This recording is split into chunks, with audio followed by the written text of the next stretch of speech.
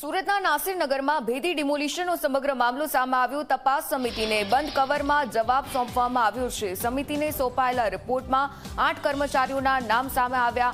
હવે તપાસ સમિતિની બેઠક પર સૌની નજર છે। નાસિરનગરમાં કોના કહેવાથી અને કેમ ગયા તેનો જવાબ માંગવામાં આવ્યો છે। અધિકારીઓ પાસે માંગવામાં આવ્યો આ સમગ્ર જવાબ।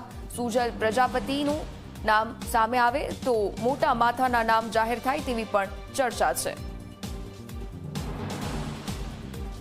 સંવાદદાતા ચેતન ફોનલાઈન પર જોડાયા છે। ચેતન, જે રીતે સુરતના નાસિરનગરનું આ ડિમોલિશન દરરોજ અલગ અલગ ટ્વિસ્ટ સામે આવી રહ્યા છે, વધુ એક આ ડિમોલિશનને લઈને અપડેટ સામે આવી છે, શું જાણકારી આપની પાસે?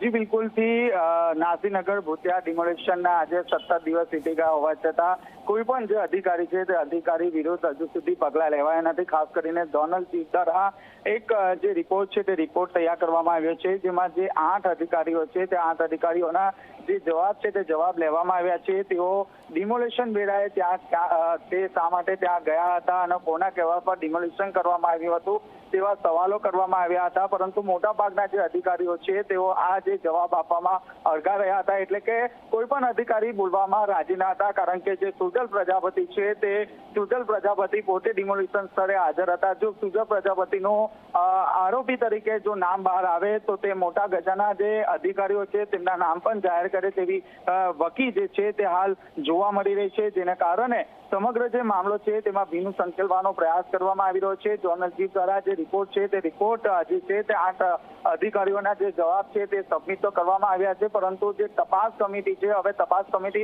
કયા પ્રકારના પગલાં લે છે તે જોવાનું રહ્યું, કારણ કે 17 દિવસ વીતી ગયા હોવા છતાં હજી પણ જે અધિકારીઓ છે અધિકારીઓ સામે કોઈ પણ પ્રકારના પગલાં લેવાયા નથી। સુજલ પ્રજાપતિની વાત કરીએ તો ડિમોલિશન થી અત્યાર સુધી તેઓ પોતાની ઓફિસે જોવા નથી મળ્યા। તેઓ પોતે જે ભૂગર્ભમાં ઉતરી ગયા છે, જ્યારે બીજી તરફ જે જયાંગ જે છે તે જયાંગ પોતે ભૂગર્ભમાં ઉતરી ગયા। એટલે કે જે પણ બંને જે અધિકારીઓ હતા જેઓ આ ડિમોલિશનના જવાબદાર છે તેઓ બંને ભૂગર્ભમાં ઉતરી ગયા છે। ત્યારે હવે જોવાનું એ રહ્યું કે સમગ્ર ઘટનામાં હવે સુરત મહાનગરપાલિકા દ્વારા કયા પ્રકારના એક્શન લેવાય છે। જી બિલકુલ, ધન્યવાદ વિગતો સાથે જોડાવા બદલ।